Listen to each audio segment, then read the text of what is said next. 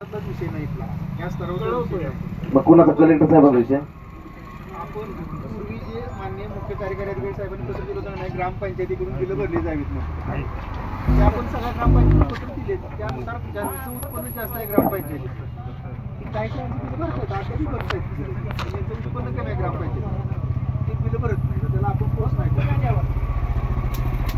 पहिलं शाळा भरत होती आता ग्रामपंचायत कधीपासून धोरण झाले आपण तुम्हाला सांगितलं नाही रेटनं बिलं जास्त यायला लागली ना रक्कम वाढल्यापासून बंद झालं ते पूर्वी शाळाच करत होत्या बिलं कमी येत होती त्यावेळेला हो ते आम्हाला बिलाची पूर्ण प्रत्येक तयार आहे माझे प्रिंट काढून घेतलं नाही मॅडम ते थकीत लाईट बिलाचं जे हे आहे की नाही तयार केलेलं आपण त्याची प्रिंट काढा खाली शिक्का मारा गट शिक्षणाधिकारी आणि तुला लगेच घेऊन पाठवायची पोलीस स्टेशनच्या समोर इमर्जन्सी आहे लगेच पाठवा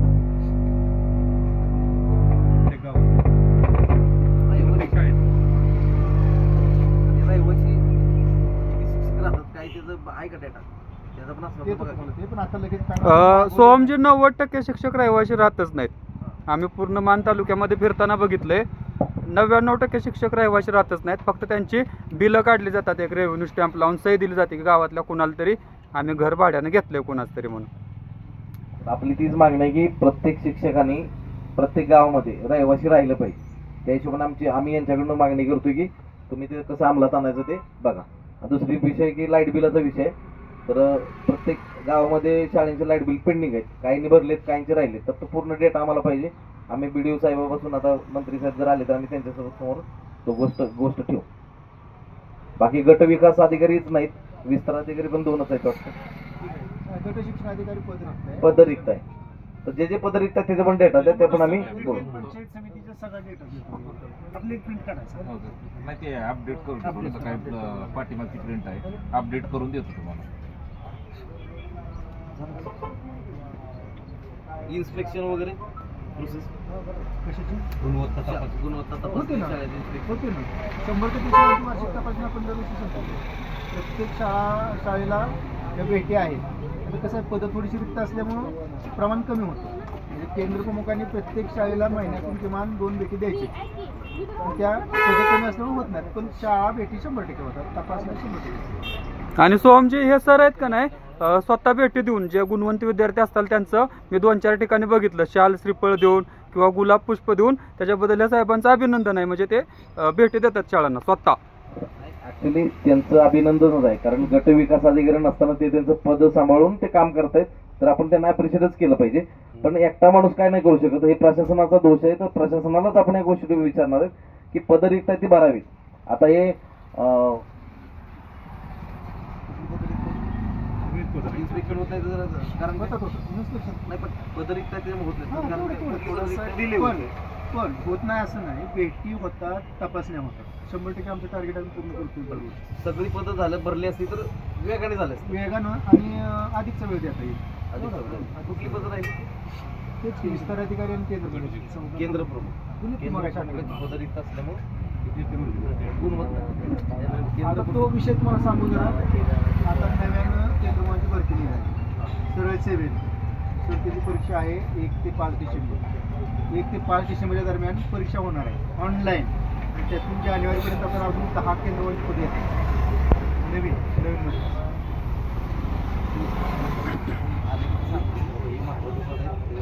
गुणवत्ता तपासणी व्हायला आम्ही हे BDO साहेब कलेक्टर साहेबांनी यांना म्हणते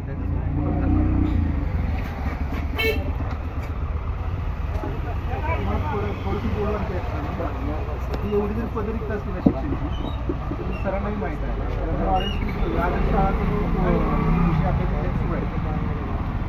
पहिल्या टप्प्यामध्ये एकूण 48 शाळा घेतल्या जिल्ह्यामध्ये त्यातल्या आपल्या 4 शाळा होत्या विरकरवाडी कानवड वळई आणि सोपासर. आपला एकूण तालुका असा आहे की आपल्यातल्या पहिल्या टप्प्यातल्या 2 शाळा पानवड आणि विरकरवाडी त्या आपण घोषित केले. सगळं 100% काम पूर्ण झालं. जवळपास 1 कोटी रुपयाचं काम त्या ठिकाणी पूर्ण करून त्या शाळांचं काम करणार आपल्याला.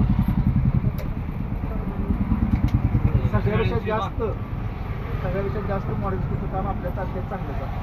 शाळेची बांधकाम वगैरे हां अतिशय वेगात आणि चांगल्या प्रकारे चालू आहे. गुणवत्ता सुद्धा चांगली बरं का साहेब, महत्वाचा विषय म्हणजे तुम्ही परत एक वेळा त्याचं एक निरीक्षण करा की प्रत्येक शाळेमध्ये आतमध्ये विद्यार्थ्यांसाठी टॉयलेट बाथरूमची सोय असावी.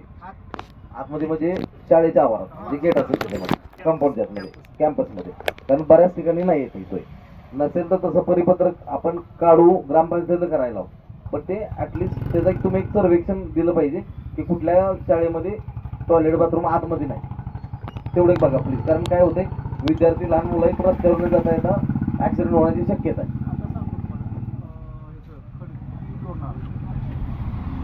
खडकी लोणार शाळा एका बाजूला आहे, टॉयलेट एका बाजूला आहे, मधून रस्ता जातो तिथून, किंवा तिथं पाण्याचाही विषय होता, तिथं जाऊन बघितला पण यातली सगळ्यात मेजर अडचण काय माहिती आहे का, की जागा नाही शाळा, आणि जागा नसल्यामुळं जागा उपलब्ध करून ती दुसरीकडे आपल्याला ती टॉयलेट बांधावी लागली. अशा फार शाळा नाहीत.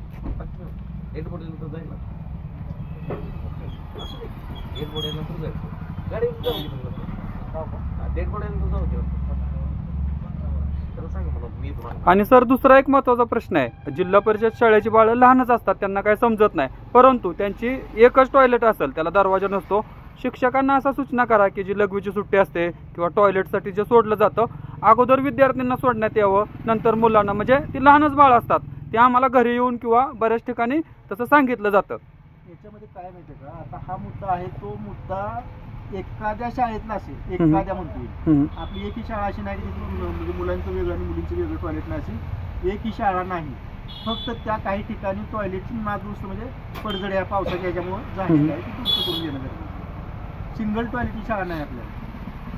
नाही म्हणजे जे निदर्शनास येते ते सांगतो. उदाहरण देतो आमच्या जाधववाडीच्या शाळेचं, मी जाधववाडीत नेतो. जाधववाडी वावरेरी नाही दहिवडी पलटण रोड होती, बिजवडी जाधववाडी. शाळा आदर्श आहे, परंतु त्या पोरे घरी येऊन सांगतात की लघवीला सुट्टी झाली की मग आधी पोरं जातात, मग आम्हाला लाज वाटते, असा विषय आहे. ठीक आहे, बघून घेतो, पण तुम्ही म्हणताय तसं तर 100% डबल टॉयलेट. कारण ती शाळा आहे ना, शाळेचा दर्जा वगैरे मी तपासून आलोय, सगळं बघून आलोय, आणि त्या सगळ्या गोष्टी आहेत ना कॅम्पसमध्येच आहे. शाळा बेस्ट आहे, विद्यार्थी पण बेस्ट आहे, तुमचं काम पण चांगलं आहे, फक्त प्राथमिक सुविधा जे आहे 100% आहे. मी काय आणखी खात्री करतो.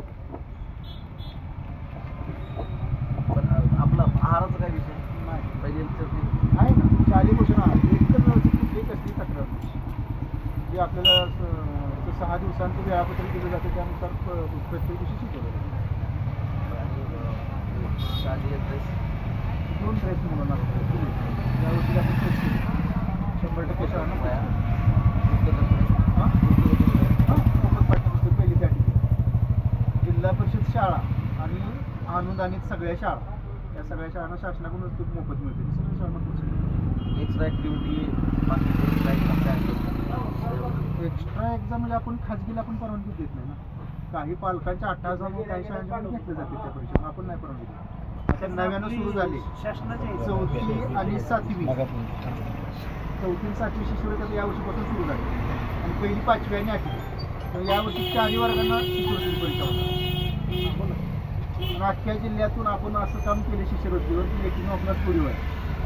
तो स्टुडिओ अख्ख्या महाराष्ट्रभर दररोज तिथं तासिका चालू असतो.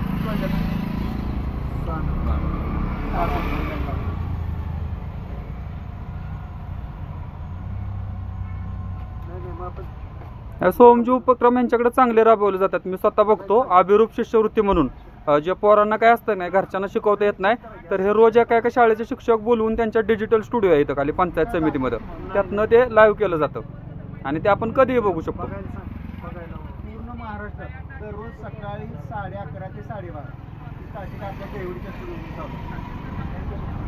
यूट्यूब लिंक आहे, अगदी जगात म्हणलं तर कधी कुठे तुम्ही बघू शकता. आणि ही तासिका आहे, ही रेकॉर्ड होती. मला समजा वाटलं आता ह्या वेळेत मला वेळ नाही, तर तुम्ही दिवसभरात किंवा दुसऱ्या दिवशी पुढच्या महिन्यात कधीही बघू शकता. आणि एक्सपर्ट शिक्षक आहेत सर. तुम्हाला विशेष वाटेल, सोमवारी शाळा भरली, मी एक दिवस तेवढा सोमवारी सुट्टी दिली. एक दिवस माझा मंगळवारपासून पुन्हा स्टुडिओ चालू झाला आहे कंटिन्यू. आणि गेल्या वर्षी एक विद्यार्थी जिल्हा परिषदेला लागला होता फक्त शिष्यवृत्ती. गेल्या वर्षी आम्ही 27 विद्यार्थी शिष्यवृत्ती लागले जिल्हा परिषद शाळा. आणि याच्यात सगळ्यात महत्त्वाचा रोल व्हिडिओ साहेब, आता हे साहेब व्हिडिओ साहेब असतील, आमचे शेंडगे साहेब असतील, ही सगळी टीम. मुख्यांनी टीव्ही दिसतोय ना पाठीमागं, हा 1 लाख रुपयाचा निधी पंचायत समितीकडून दिला आहे आम्हाला. आणि बाकीचं सगळं तयार केलं ना आम्ही, ते सगळं लोकसहभागातून तयार केलं.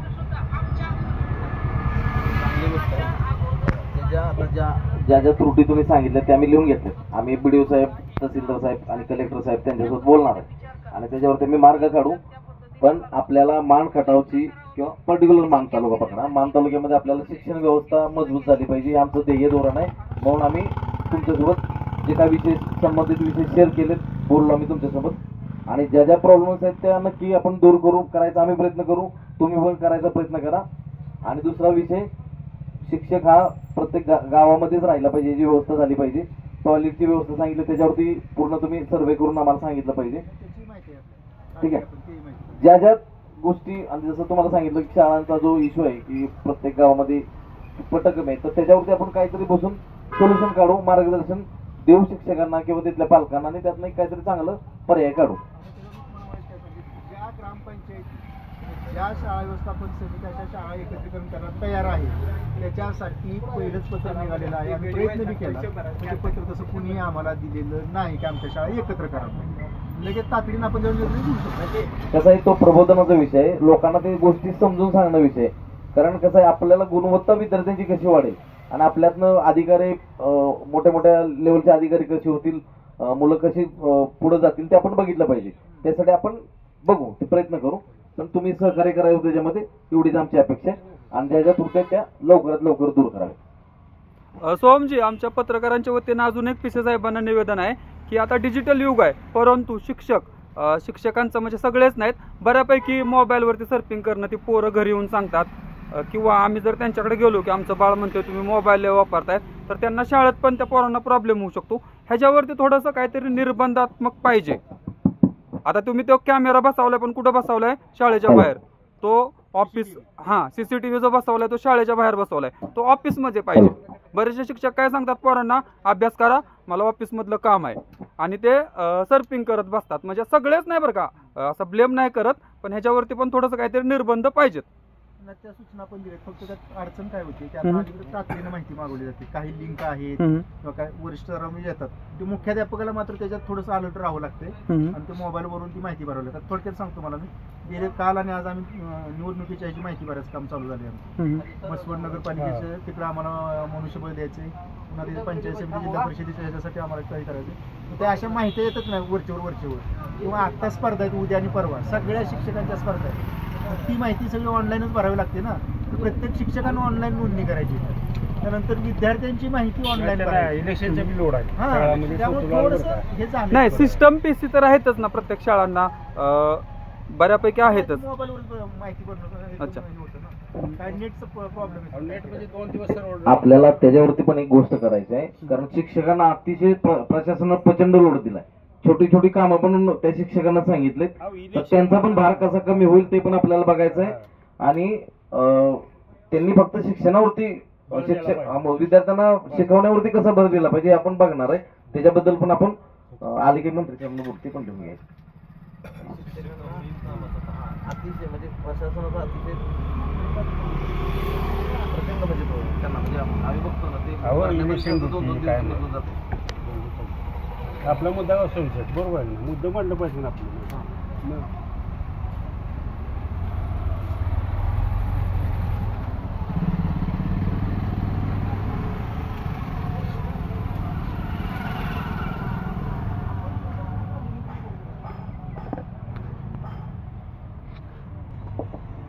बायोमेट्रिकचा जो मुद्दा आहे तो पंचायत समिती स्तरावर साहेब प्रशासन,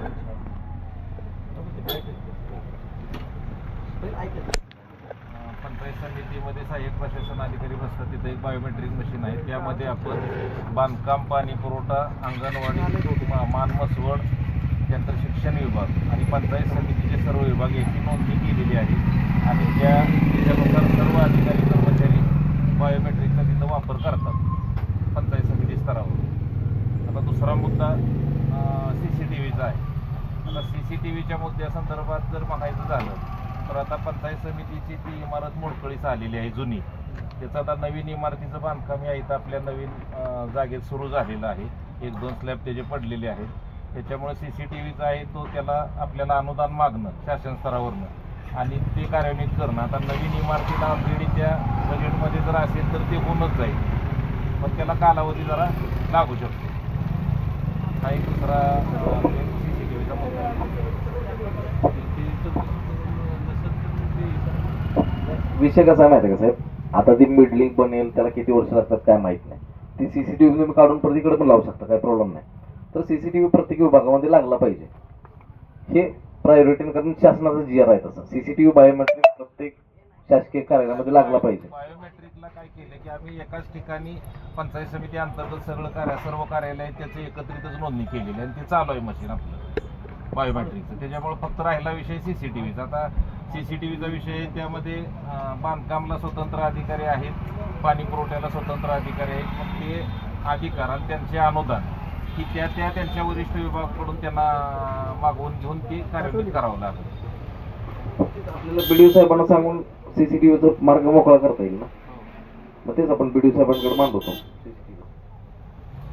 सर, बऱ्याचशा ग्रामपंचायतचे ज्यांना ग्रामसेवक म्हणतात त्यांना आता ग्रामविकास अधिकारी म्हणून नाव दिलं गेलंय.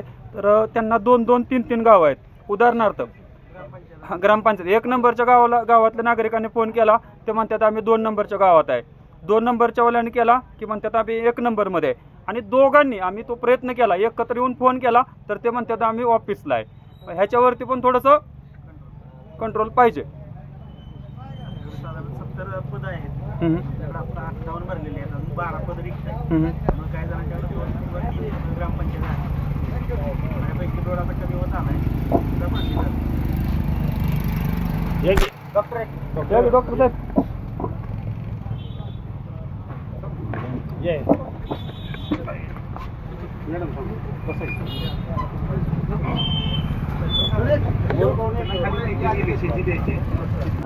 दरपत्रकचा विषय, प्रत्येक कार्यालयावरती दरपत्रक, ज्या काही तुम्ही गोष्टी म्हणजे आता तुमचा विषय असेल किंवा तहसील सराफांचा विषय असेल, प्रत्येक कार्यालयावरती आम्हाला दरपत्रक पाहिजे.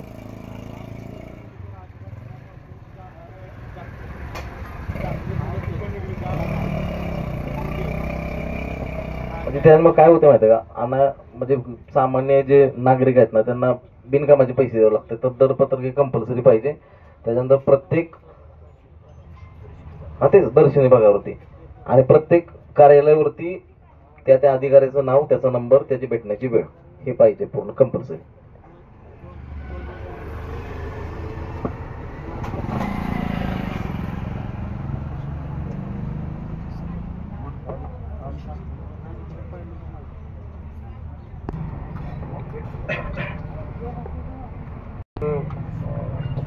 ग्रामपंचायतीमध्ये सुद्धा मी म्हटलंय पारदर्शकता आली पाहिजे. पारदर्शकतेच्या हिशोबाने ज्या शासकीय योजना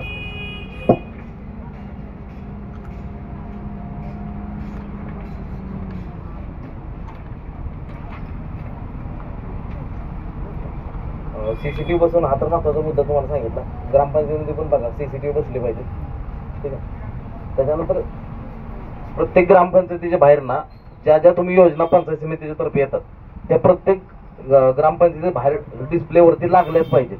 काय होतंय नाही तर जे जवळचे लोक आहेत किंवा त्यांना माहिती आहे की ऑनलाईन योजना कशा लाभ घ्यायचा काय, तेवढ्यानाच लाभ भेटतोय, शेवटच्या टप्प्यापर्यंत लाभ भेटत नाही, त्यामुळे मिळत नाही. तर त्यामुळे कसं आहे त्यांनाच गेलं जात आहे. तर त्या डिस्प्लेवरती लागल्या पाहिजेत पहिली गोष्ट. त्याच्यानंतर ग्रामसेवक असेल, कृषी सेवक असेल, तलाठी साहेब असतील, त्यांच्या मार्फत प्रत्येक गावामध्ये प्रचार झाला पाहिजे की बाबा ह्या योजना आलेत, तर त्या सामान्य टप्प्यापर्यंत गेलं पाहिजे. हा आमचा विषय आहे. कारण आम्ही जाऊन लिस्ट चेक करतो तर गावामध्ये हार्डली म्हणजे ज्यांना माहिती आहे प्रोसेस त्यांनाच भेटतात, बाकी कोणाला भेटत नाही. आणि जी तुमची संख्या आहे म्हणजे जे काही वस्तू देतात काय बोलतात त्याला किंवा कोणाला पाईपलाईनचे जे काय असतं ते अनुदान, त्याची संख्या, त्याची जी लिमिट आहे ना ती वाढवावी. कारण काय त्याची लिमिट वाढवली पाहिजे, कारण त्याचा लाभ ना म्हणजे लिमिटेड लोकांना भेटतोय, तर त्याचं कसं जास्त होईल ते बघितलं पाहिजे त्या हिशोबाने.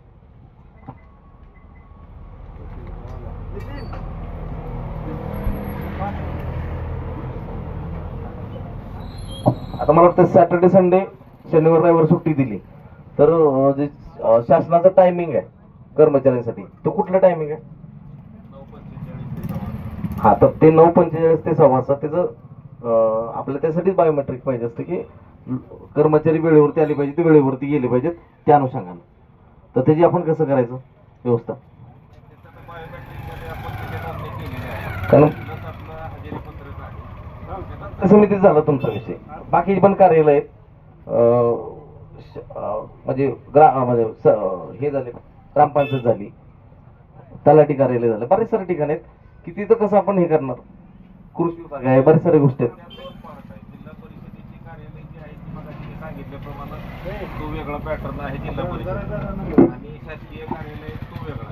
जसे 2 पार्ट आहेत त्यात, एक गव्हर्नमेंटच्या सगळे ऑफिसेस आणि एक जिल्हा परिषदेची सर्व ऑफिसेस. मगाशी आपण चर्चा केल्याप्रमाणे जिल्हा परिषदेअंतर्गत बांधकाम विभाग, पाणी पुरवठा विभाग, अंगणवाडी विभाग, त्यानंतर शिक्षण विभाग, पशुसंवर्धन विभाग आणि पंचायत समितीच्या अंतर्गत उपविभाग, एवढे सगळे जिल्हा परिषदेच्या अंतर्गत. मग तुमच्या जे अंडर येतात विभाग तेवढ्यामध्ये कसं अप्लाय करायचं ते बघा.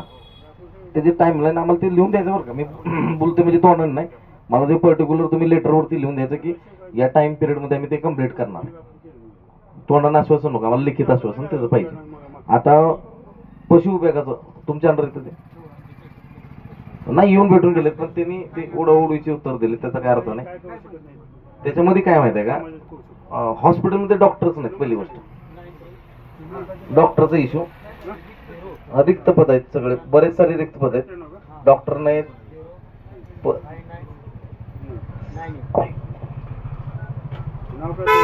आता डॉक्टर नसल्यामुळे लसीकरण तर होतच नाही आणि लसीकरण न झाल्यामुळं जनावर मृत्युमुखी पडत आहेत.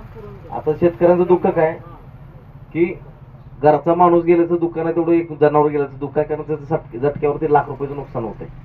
तर त्याच्यावरती तुम्ही पर्याय काय करताय? एक तर डॉक्टर नाही देत, तुमची प्रशासकीय जे काही ते चुकीचा प्रकार आहे.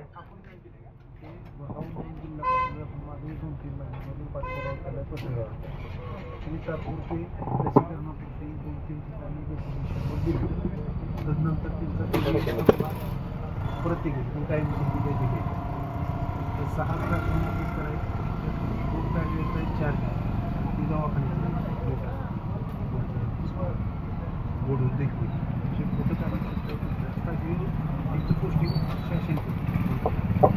मग तुम्ही जे काही वरिष्ठ असेल त्यांना प्रस्ताव पाठवा. हा बरं, तुमच्याकडनं लसीकरण होत नाही ती तुमची चुकी आहे, ते काय लोकांची ग्रामस्थांची चुकी नाही. ग्रामस्थांना ते उपाययोजना भेटल्या पाहिजे, ते ग्रामस्थांची डिमांड आहे, पण तुमच्यामुळे होत नाही. तर आमचं म्हणणं आहे की तुम्ही इथून पुढे कुठल्याही आजारामुळे जर तुमच्या चुकीमुळे लसीकरण झालं नाही तर त्या शेतकऱ्यांना नुकसान भरपाई भेटावी हे तुम्ही लिखित द्यायचं. कारण विषय गंभीर आहे, कारण लाख रुपयाचं नुकसान होतं. एकतर गाय मिली तर लाख रुपयाचं नुकसान होतंय, प्लस त्या शेतकऱ्याचं महिन्याला जे 10,000 15,000 उत्पन्न ते सुद्धा बंद होते. तर आपला एक तर दुष्काळी भाग आहे, प्रचंड शेतकऱ्याचं नुकसान होतंय. लक्षात ठेवा, आम्ही पूर्ण मानखाटा मी फिरतो, मला माहिती आहे की शेतकऱ्यांच्या किती प्रचंड म्हणजे दुःख आहेत. आणि प्रायव्हेट डॉक्टर जर जातात तर बिल 500,000 खाली कमी होत नाही. त्यामुळे आपलं काम आहे की प्रायव्हेट डॉक्टरपेक्षा जे शासकीय डॉक्टर आहेत त्यांना जास्त लवकरात लवकर भरती करून जी पद आहेत ती रिक्त भरती करावीत आणि प्रत्येक महिन्याला लसीकरण व्हायला पाहिजे आणि त्याचा रिपोर्ट जे वरिष्ठ आहेत त्यांच्याकडे रिपोर्ट आला पाहिजे. आणि जर एखादा आजारामुळे जर एखादा पशु दगावला तर त्याची नुकसान भरपाई भेटावी हे प्रामुख्याने मागणी. सोहमजी, यालाच निगडीत एक प्रश्न आहे. बरेचसे सरकारी डॉक्टर जे जनावरांचे आहेत ते काय करतात, त्यांना कॉल आला की ते डेअरी डिप्लोमाला पाठवतात. डेअरी डिप्लोमा म्हणजे त्याला काय शिकवलं जातं, दूध कसं तयार करायचं, दही कसं करायचं, ताक कसं करायचं, त्याचा काय आजाराशी अजिबातही संबंध येत नाही. आणि ते लोक येऊन उपचार करून जातात आणि पैसे खाजगी प्रॅक्टिस एवढंच घेतात, पण ते डॉक्टरच नसतात. याच्याविषयी आमचं बिजोडीत वगैरे बऱ्याच वेळा म्हणजे डॉक्टरांशी पण हे झाले. हा विषय आहे का नाही, त्याला आपण नाही घ्यायचं, हा शासन स्तरावर निर्णय घ्यायचा आहे. प्रायव्हेट डॉक्टरने प्रॅक्टिस करायची का न करायची तसं नाही. पण सर, आम्ही सरकारी डॉक्टरला नागरिकांनी फोन केला तर त्यांनी खाजगी माणसाला कोणाला पाठवलं नाही पाहिजे ना. एखाद्या वेळेस काय केलं, 7 पद रिक्त आहे, ती बी एका ठिकाणी फक्त काम करत असतात. आता ऑल इंडिया डॉक्टर आहे, त्यांच्याकडे दहिवडी आणि वडजर जर प्रॉपर ते फिजिकली तुम्ही लक्षात घ्या, वावरीतल्या माणसानं चिल्लारवाडीचा जर फोन आला आणि ते इथं वाईट काम करत असतील तर पोहोचू शकतात, जेणेकरून तुमची त्या कारखान्याची सोय करण्याच्या दृष्टीने निश्चितपणे तुम्हाला प्रयत्न करून सेवा देण्याचा प्रयत्न केला असेल. पण मॅन्युअली ती एक माणूस वावर एरियात चिल्लारवाडी कोकणवाडला पोहोचू शकतो. साहेब तुमचं उत्तर नक्कीच आम्हाला पटतंय, पण तुम्हाला मुद्दा लक्षात आला नाही. डॉक्टरनी ते नाव सुचवलं नाही पाहिजे. जे सरकारी डॉक्टर आहेत ना त्यांनी असे डेअरी डिप्लोमावाले पाळून ठेवले 2-4 पोरं की त्या डॉक्टरला फोन आला का नाही ते म्हणतात ओके कुठे यायचंय, ठीक आहे जाधवडीला यायचंय किंवा बिजवडीला यायचंय किंवा थादाळ्याला जायचंय, तर ते काय करतात त्या खासगी पोराला पाठवतात आणि तो डॉक्टरच नसतोय महत्वाचा. हा तुम्ही विषय लक्षात घ्या. घेतात आणखी एका लशीला 10 रुपये लशीला, लक्षात ठेवा. 10 जणांना 100 रुपये. माझ्याकडे दाखवू का ऑनलाईन. डॉक्टर पोचत नाही. डॉक्टरनी काय सांगितलं पाहिजे लोड आहे तुमच्या हिशोबाने कुणाला तरी बोलवा, पण ते डॉक्टर काय करतात त्यांनी अशी टीम ठेवली. सूचना पण द्या. आणि कसं आहे बघा, आपला दुष्काळी भाग आहे, आमची मानखटाव दुष्काळी भाग आहे. शेतकऱ्यांचा जोड व्यवसाय हा दुधाचा धंदा आहे. मेंढपाळाचा धनगर समाज जास्त आहे तर त्यांचा मेंढपाळ हा धंदा आहे. तर त्याच्यावरती तुम्ही लक्ष दिलं पाहिजे, कारण शेतकऱ्यांचं महत्वाचं काय की बाबा त्याला 4 पैसे घरी आले पाहिजेत आणि प्रशासनाचं त्याच्याकडे लक्षच नसेल. अजिबात नाही लक्ष. तर म्हणजे आता मी मसवडचा दवाखाना व्हिजिट केला, तिथं म्हणजे तो डॉक्टरच नाही. त्याच्यानंतर तुम्हाला सांगतो, बऱ्याच जनावरांमध्ये काय होते, जर तो आजारी पडला ना तर त्याला उठता येत नाही. त्या जनावराला ते हे आणून उठवावं लागते. त्याच्यामध्ये ब्लड टेस्ट अशी एक गोष्ट आहे की त्याला करायसाठी फलटणला जावं लागते. तर आमची मागणी आहे की तुम्ही ब्लड टेस्टचा इथंच तालुक्यामध्ये उपाययोजना करावी.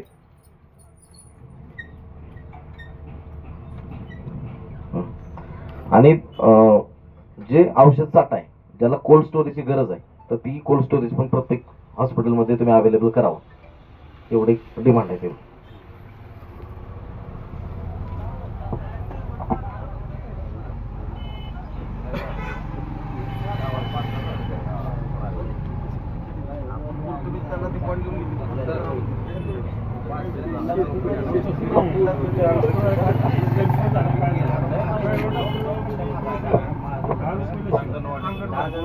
अंगणवाडी सेविका तुमची पण अंगणवाडीचा मेन जो पद वगैरे तो नाहीये, तो पद रिक्त आहे. रिक्तच आहे ना, दोन्ही पण रिक्त.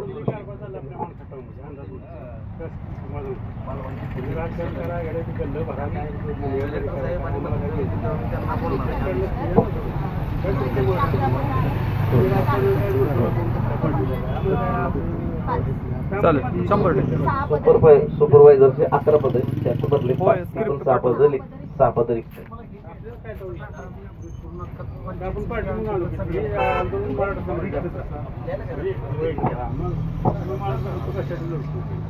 बाकी मॅडम अंगणवाडीचं जे तुम्ही मुलांना जे खायची जी व्यवस्था करताय त्याच्यामध्ये ज्या शिजवून जे आणतात म्हणजे अन्न तयार करून आणतात विद्यार्थ्यांना देतात, तर त्यांचा खूप मोठा इश्यू आहे. त्यांचा काय प्रॉब्लेम आहे, त्यांना म्हणजे मानधन व्यवस्थित भेटत नाही की काय नाही, का विद्यार्थी संख्या कमी असल्यामुळे त्यांना तेवढे पैसे भेटत नाही.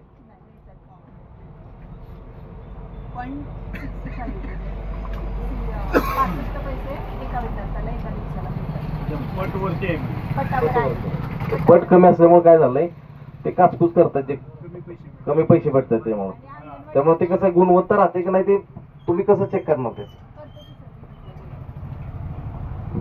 विजिट किती वेळा करताय ते विषय तोच आहे ना, प्रत्येक ठिकाणी तोच प्रॉब्लेम आहे. वर्कलोड आहे, विजिट होत नाही, गुणवत्ता टिकत नाही.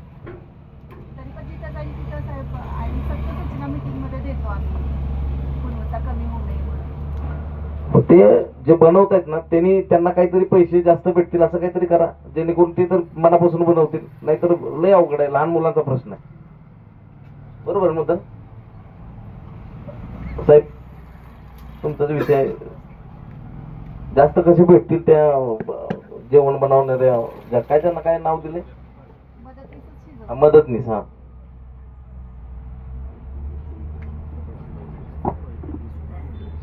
पैसे वाटवले तर होणार पैसे काय देणार खायला. इंधन बिल सर मी फक्त 65 पैसे इंधन बिल. कच्चा माल वरणच येतं. पण कसं विद्यार्थी संख्या काय 10च आहे ते 65 पैसे नाही गंभीर आहे.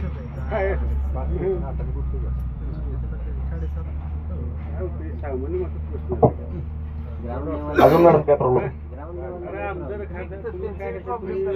आता मॅडमचं वर्किंग सिस्टम त्यांचं जे भाग आहेत तो बघायचं प्लस तालुक्यात त्यांचा गट आहे त्याच्यामध्ये परत 7-8 मीटिंग रिपोर्टिंग त्यात डबल वर्किंग होते परत 75 त्यांच्या अंगणवाडी 3-4 आहेत त्या रिक्त असल्यामुळे तिचे ॲडिशनल चार्ज आहे. आणि CBTO चे additional charge. म्हणजे जवळजवळ 4 माणसं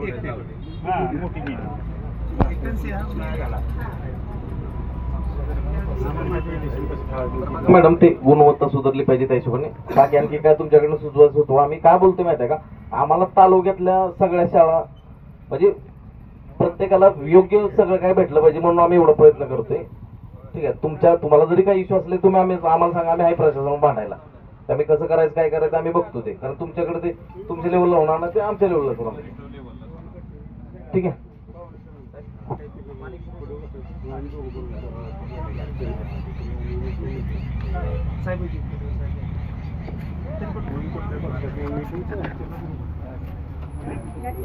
तर आता ज्यांच्याकडे दहिवडी वडजल आणि वावळ तिची तुम्ही भौगोलिक चुकीच नाही, ती भरती झाली पाहिजे. हा आपला हे राहिला विषय परवा आपण भेटलो, भरती झाली पाहिजे.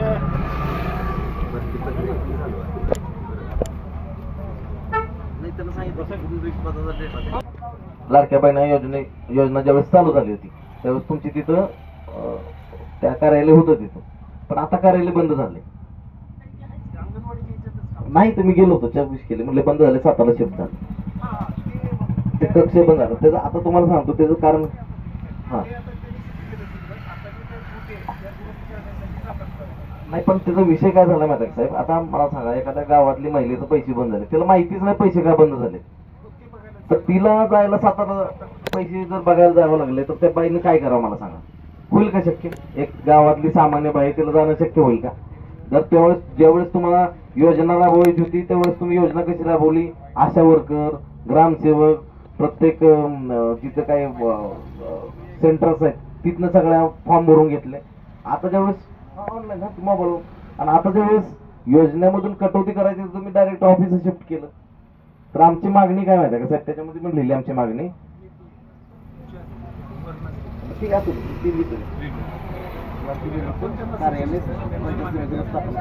ते तर आहे सोबत, पण आमचं म्हणणं काय की तुम्ही आशा वर्कर आणि ग्रामसेवकाकडनं ते काम करून घेतलं केवायसीचं, ते परत ते अंमलात आणावं, त्यांच्याकडूनच करून घ्यावं. त्यासाठी स्पेशली 7ला जायची काही गरज नाही पडली पाहिजे सामान्य नागरिकांना. महिला काही त्या 1,500साठी एवढं 7ला जात बसणार नाही, प्रत्येकाला शेतीचे काम आहेत.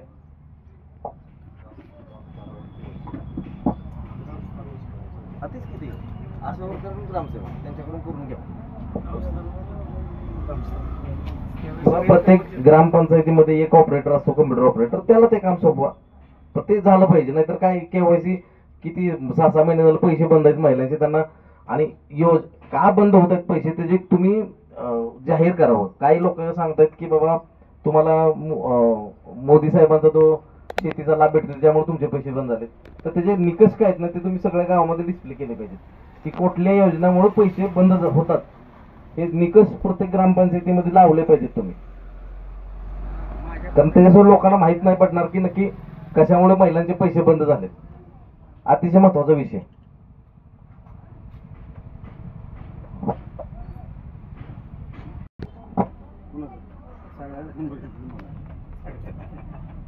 आता काय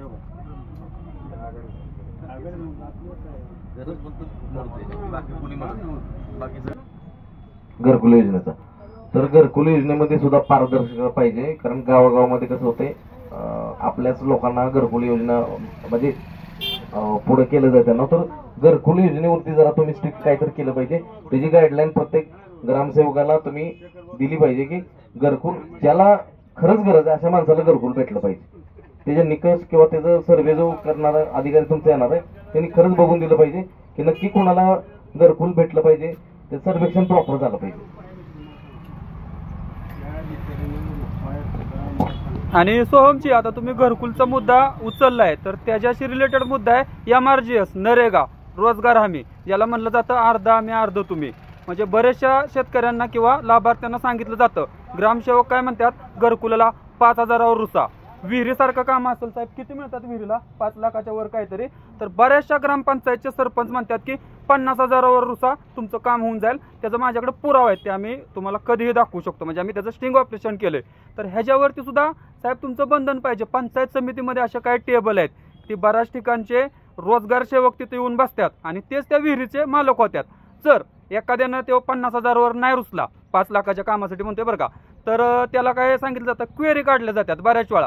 आणि तो मारला तरी सुद्धा त्याला तो क्वेरी सुटत नाही. ह्याचा माझं पण दुःख आहे. ह्या साहेबांना पण मी बऱ्याच वेळा भेटलो साहेब, त्याच्यानंतर सुद्धा आमच्याकडे क्वेरी निघाल्या. तर मी ते कागद सगळे फाडून टाकले, म्हणजे नको आपल्याला.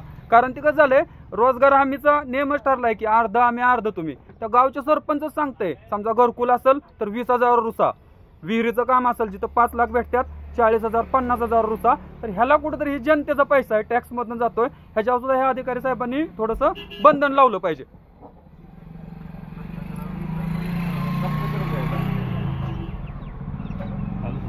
आम्ही पण बरं का, आम्ही काय सामाजिक कार्यकर्ते आहे, पण आम्ही पण एक टीम डेव्हलप करणार आहे आणि समाजाला आव्हान करणार आहे, बाबा ज्यांना असा काही इश्यू येत असेल की बाबा अधिकारी पैसे मागतात, सरपंच पैसे मागतात, त्याने आम्हाला येऊन भेटावं. आम्ही डायरेक्ट येऊन तुम्हाला भेटणार साहेब. आम्ही येऊन डायरेक्ट तुम्हाला भेटणार की आम्ही काही कोणासोबत भांडण नाही बसणार. पण जी कोणी मागत असेल त्याचे प्रॉब्लेम घेऊन आम्ही तुमच्याकडे येणार की साहेब हा असा इश्यू आहे, तुम्ही सॉल्व्ह करा.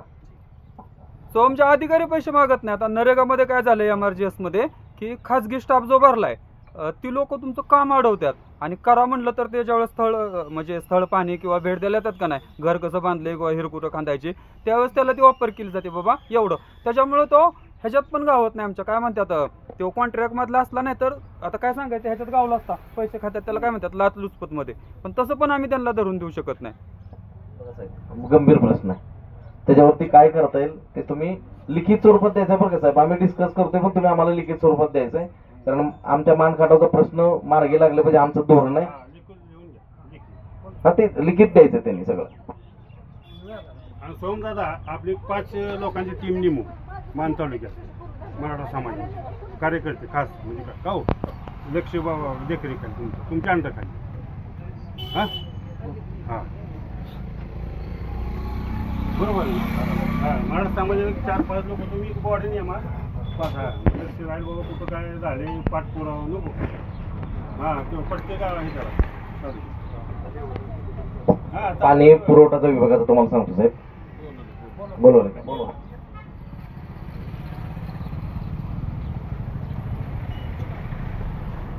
त्याच ग्रामपंचायतीमध्ये किंवा जनजागृती अशी नाहीच की बाबा 15-20 किती येतो, शासकीय निधी कुठला कसा येतो, त्याचा तर उपयोग असा की दुरुपयोग असल्यासारखाच आहे. म्हणजे कुठल्या पण गोष्टीसाठी कुठं पण पैसे तर ते लोकांना माहितीच नाही, तर त्याचा अवेअरनेस कसं करायचा. आणि एका गावाला 20-20 अधिकारी लाभत असेल, अधिकाऱ्यांचा विकास झाला पण गावचा विकास झाला नाही 70 वर्षात. हा एक खरंच मोठा म्हणजे मान खाटावचा सगळ्यात मोठा, बरोबर ना. तर आपल्याला काय विषय आहे की महिन्याला मिटिंग झाल्या त्या अधिकाऱ्यांच्या सगळ्या मिळून तर त्या गावचा विकास होईल. तर त्याचे एक आपल्याला नियोजन करायचं की महिन्याला सर्व ज्या गावाला अधिकारी लाभलेत त्यांची प्रत्येक महिन्याला मिटिंग झाली पाहिजे. सगळे ग्रामसेवक सगळे सरपंच बॉडी असेल त्यांच्यासोबत, बरोबर साहेब. तर त्यावेळेस काहीतरी म्हणजे योजना कशा राबवल्या पाहिजेत, काय होईल त्याच्यावरती सगळ्या गोष्टी पुढे जातील. पण मला महत्वाचा एक रस्ता विचारायचा आहे, म्हणजे मसवड ते शिंगणापूर रस्ता गेले कित्येक वर्ष बनलाच नाही. म्हणजे 20-1 वर्षाच्या वरती झाला असेल त्याला बनलाच नाही तो रस्ता. तर तो कुठल्या डिपार्टमेंटच्या अंडर येतो? PWD. त्यांना पण आपण सांगितलंय BDO साहेबांना ती येते. आणि पंचायत समितीचे जे रोड गावाच्या अंडर येतात त्याची मर्यादा किती आहे? 13 वर्ष 12 वर्ष. 12 वर्षानंतर परत रोड करू शकता. विचारा की ते ज्युनियर इंजिनियर त्यांना पण बोलवा. शेतकऱ्यांचा एखाद्याचा आतमध्ये असतो, एखाद्या रस्त्याकडे नसतो. आता आतल्या शेतकऱ्याला जो प्रॉब्लेम होतो बाहेर काढायला, तर त्याच्या आपल्याला काय उपाययोजना करायला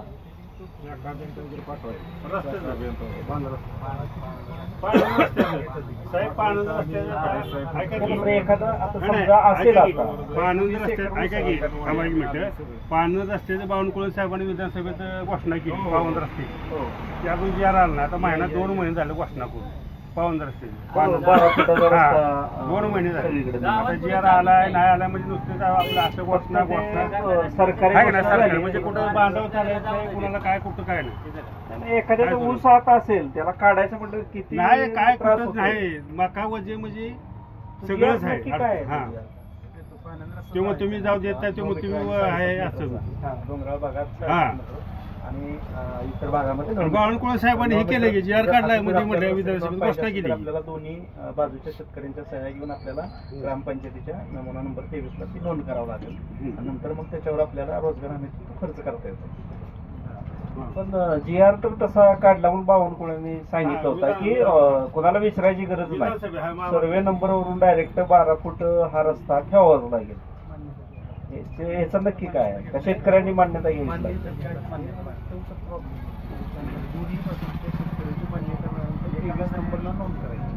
नंतर मग कार्यवाही करता समजा दोन्ही शेतकऱ्यांची जर मान्यता नसेल नाही, मान्यता तर तो बरोबर. कसा काय प्रॉब्लेम सॉल्व्ह करणार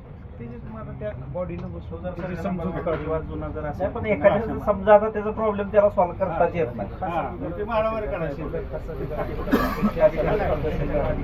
नाही त्यांची नाही मान्यता नसते तर काय मारामारी करायची का मग काय? अहो, त्यांनी सांगितलं आम्ही काढूनच देतो असं स्पष्ट बोलले नाही साहेब त्याला शेतकरी पण तयार पाहिजे 60 ऐका की माझं 60-40 फॉर्म्युला आहे त्याला. अहो, त्यांची काय भरपाई शासनाने आम्ही देऊ. बावनकुळे साहेबांनी जो जी आर काढलेला हा फसवा आहे हा बस असं बोला कारण जर हा खरोखर जी आर असतात तर हा. शेतकऱ्यांना ते त्या नियमानं हक्कानं तो वाद मिटला असता हा. परंतु आता हे असं झालं की जर शेतकऱ्याची एकामेकाची भांडणं असतील हा. ती मिटवायला आपल्याला न्यायालय म्हणून तहसीलदारांच्याकडे जावं लागेल आणि तहसीलदार त्याच्यावरती पुन्हा ज्या काय सुनावण्या होणार त्यातून हा म्हणजे पहिलं जे होतं त्याच पद्धतीने काय फरक पडलेला नाही. मारामारी कोर्ट कचेरी आधी चालू आहे बाकी काय बोला त्याच्यावरती बघा, पण सोम साहेब, तुम्ही बोलाय अभिषेक कोणाच्या हाताने देतो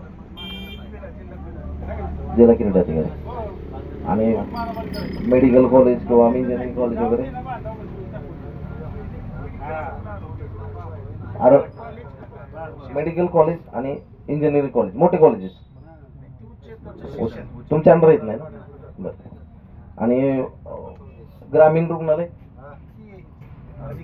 तुमचं नाही ना बरं आणि जे प्राथमिक रुग्णालय उपकेंद्र बरं आता त्याचं तर कसं त्याचं तर लई इश्यू आहे साहेब ते कोडल साहेबांना पाठवा त्याचा इश्यू म्हणजे प्रत्येक गावामध्ये जे उपकेंद्र आहेत तिथं डॉक्टरच नाहीत तिथं स्टाफच नाही आता एखादी महिला गरोदर आहे तिला रात्री सोबत त्रास झाला पोटात दुखायला लागलं तिनं जायचं कुठं 20-20 किलोमीटर त्यांना सिटीमध्ये जावं लागते अपरात्री रात्री काही त्रास झाला तर त्याच्यावरती डॉक्टर तिथं स्थायिक पाहिजे तर ते का मला अंमलबजावणीमध्ये घ्यायचं की बाबा तुमच्याकडून लिहून घ्यायचं की किती दिवसात तुम्ही डॉक्टर भरती करणार आणि प्रत्येक गावामध्ये तो डॉक्टर स्थायिक झाला पाहिजे एक महत्वाचा विषय औषध पुरवठा पाहिजे आणि मनुष्यबळ पाहिजे ऐका की त्या तालुक्याचं गावात साप चावल्याचे लस आता आहे का अवेलेबल बघा देवडीमध्ये आहे का त्यांना विचारा डॉक्टर कुठं आहेत का साप एखादा चावला दगाला आहे का मला सांगा नाही आहे का कुठंच नाही सातारा जगतो का माणूस विचार साप तुमचा हा कुत्र्याचं पण नाही आप कशाचं काय आहे मला सांगा दुसरं आहे कुत्रं आहे इथं सारखा कुत्र वाचेल माणूस तिने जशी उद्या साप चालू काय करायचं माणसं काय करायचं सातारा होईल सिरम वेगळा असतो